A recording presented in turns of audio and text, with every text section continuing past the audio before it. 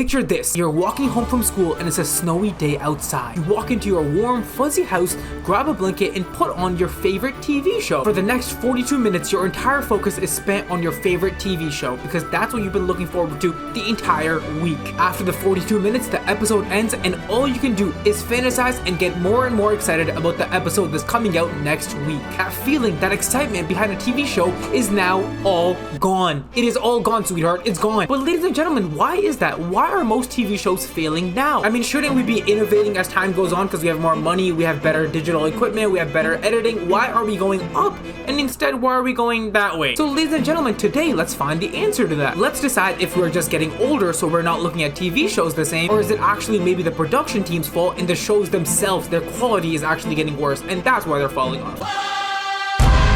First theory we need to discuss when talking about overall TV and its downfall is age. Does our personal age actually influence our love for TV shows? Like if me and you were like 9, 10, 11 years old right now, would the current coming out TV shows give us that exact same feeling that me and you felt back in the day? Well, ladies and gentlemen, after doing a lot of deep research, a lot of deep research, I'd say the answer is a little bit of yes and no. Firstly, yes, because a lot of young kids are still very much obsessed and in love with the newer TV shows coming out now. Pick any current famous TV show out right now. Black Mirror, Elite, Outer Banks, Stranger Things, all of these shows, literally all of these shows. Now go on your little phone, go on your phone, click the TikTok app and look at the thousands and the hundreds of thousands of fan edits, TikTok pages dedicated to the show. I'd even argue in this era, people are going even harder for shows now. People are going even harder, baby girls. It's crazy. Take for example, Stranger Things. You guys know like the whole Chrissy wake up meme? You know like the whole little cult that got built behind it? Like there were all these like emo kids that were like kind of banding up with the Chrissy wake up and they were all like dressed up in that weird like culty way. That I feel like is a very new and like strange thing. When I looked at it first, I'm like, yo, this is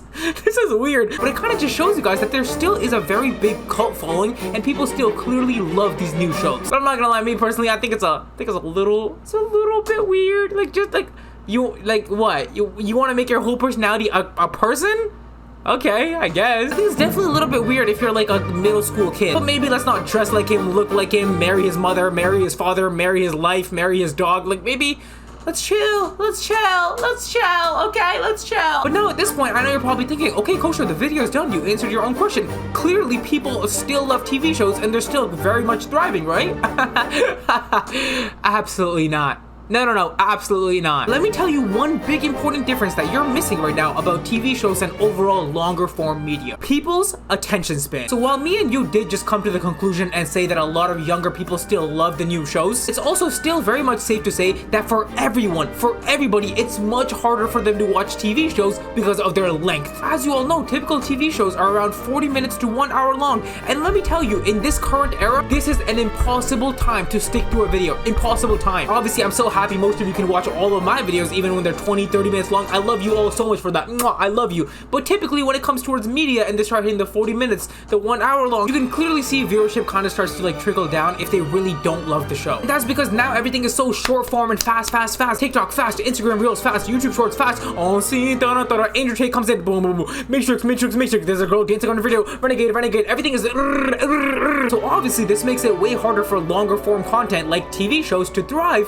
But there's still one more thing we haven't talked about here that ties into all of this. Twitch, a streaming platform, has never thrived more before. Live streaming itself overall has never thrived more ever. People genuinely sit down and watch these 4 to 6 to 8 hour live streams and they'll completely sit through the entire thing and enjoy their whole time. But now this makes you ask, how come people are still enjoying these super long content, but it's harder for them to sit through a show? Like, how are people still liking the long content, but then people also want short form? Like, what is this weird dynamic? Do you guys want to know why it's been so hard for people to watch a 40-minute show recently, but 4 to 6 hours of a stream, they'll watch it no problem? Take a guess. No, take a guess. Come on, take a guess. Like, take any guesses. Go on, go. Say it. Sweetheart, that was a stupid guess. Don't ever speak again, okay? Let me answer. The answer is theme. It is the theme and the vibe of both these medias. Any good streamer that's thriving out there currently knows to keep their streams engaging and people from clicking off these long streams, they do different things every 5, 10, 15, 20 minutes. They'll do different things. One day they'll be getting dancing. Hey, damn,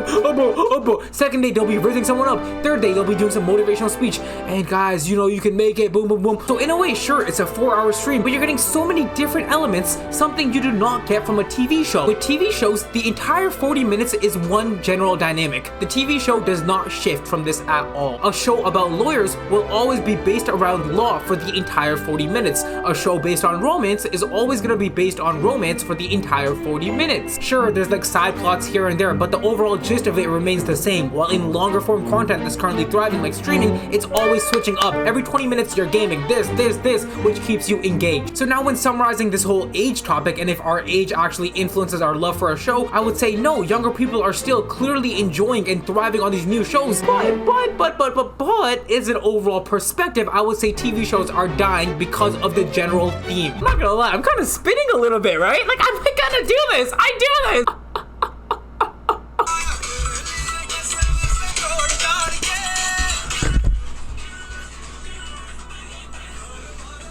Damn! But now let's shift the conversation and dive further into new TV shows being made now and see if their actual production is what's causing their downfall, on top of the already short attention span. Now, funny story about this point, guys, I was on the treadmill, right? I was on the treadmill just doing my nice little cardio, you know, and I was really trying to think hard about these points, right? And I'm like, yo, what is really making TV change now? Why is TV shows different now compared to back like 10, 15 years ago, right? And I was thinking so hard that I accidentally tripped. I literally tripped, guys. Isn't that crazy? I was like on the treadmill, I was like running, and I tripped by accident. I tripped. So yeah, I just wanted to let you guys know, because I tripped in a public gym, and then everyone looks over and they're like, yo, Kosho, how'd you fall? And I'm like, oh, I was just doing my video. And they're like, ah, you're so silly, Kosho. And I'm like, yeah, I am. First reason I came up with of why TV is changing for the worst is everything is becoming too PG now. You guys remember the era and the age of where TV shows would have such gruesome and just extremely graphic scenes? Like even in shows, even superhero shows like The Flash, literally in The Flash, a show that's literally catered towards like kids, we would see Barry Allen literally break his back, break the bones in his face, have a bloody face because of an evil villain. The amount of depth and actual raw emotion that added to the show back then was parallel to nothing. It was beautiful because not only did it just make the entire scene that much more intense, but it also made the evil villain look a lot more threatening, a lot more dangerous. Like, oh, he just did all that. Oh, you get what I'm saying? And I think it's also for the same reasons, like 4 or 5 years ago, other shows like 13 Reasons Why, I think those shows also thrive based on that un-PG factor, that raw showing, just that raw graphic of whatever has to be seen. Like, remember that broom scene? That was like a really disgusting broom scene where like the broom goes up the guy's, you know, but like this was stuff that really made the show like, it gave it depth and it made us more engaged. And I'm sorry to say, guys, shows now, they're never gonna go back to that era anymore, ever again. I'm not sure why we're heading towards the shift, but if you look at like Flash season 8, season 9,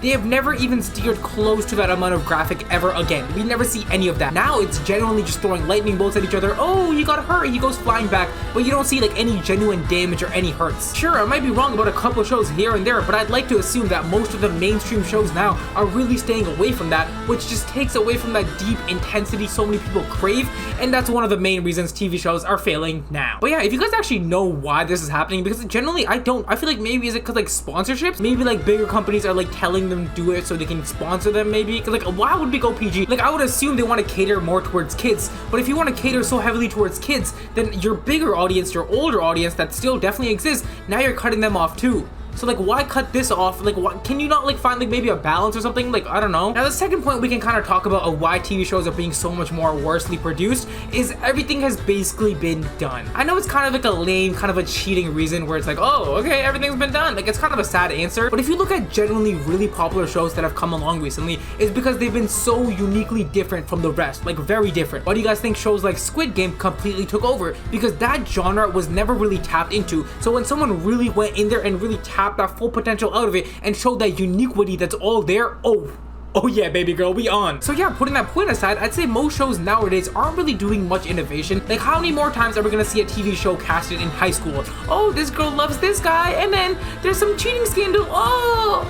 Like, how many generally more times can we do until people are just sick of it? And this point doesn't only go for new shows. It's not like newer shows are copying old things that have already happened. This goes for same shows literally dying in a couple of seasons because all they do is repeat the same stuff. Take, for example, the show Suits and The Flash. You can use either show for this example, but basically in like season 1 to season 3, 4 of The Flash, you would have very unique, interesting plots. In season 1, Flash's mentor is the person that killed his mother. In season 3, Savitar is literally a different version of him. You see how like there's actually unique stuff? See how in those early seasons it's genuine new content that we actually obsess and enjoy? Now you take the same show and you look at season 7, season 8, season 9, and it's literally just a revamp of the earlier plot.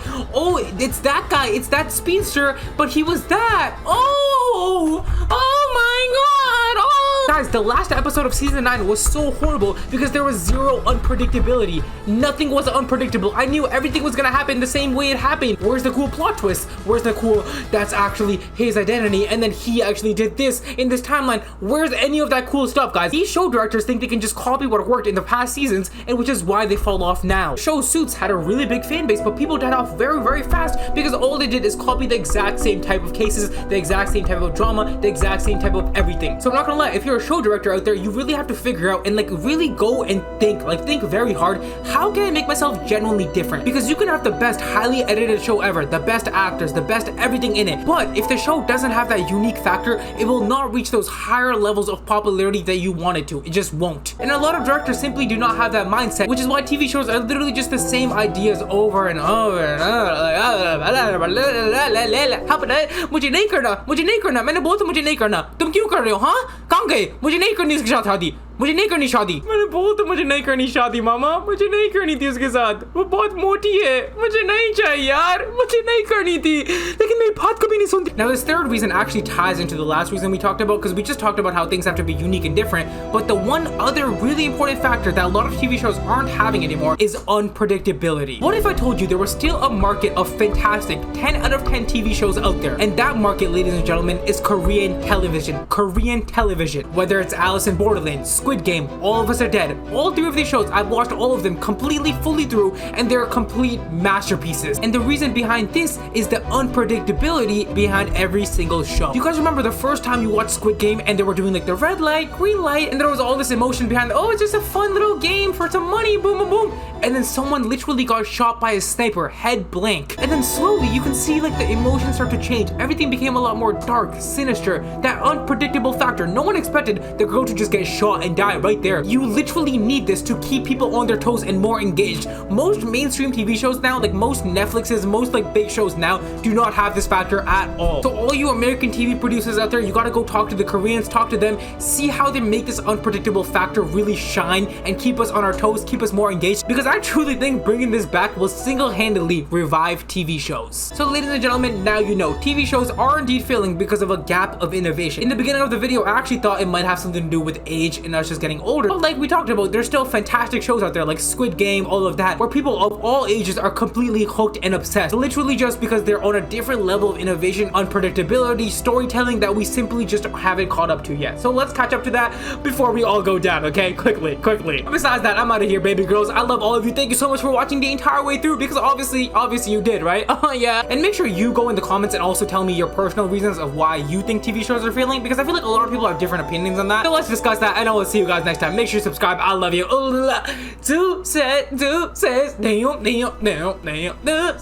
Ow, bruh.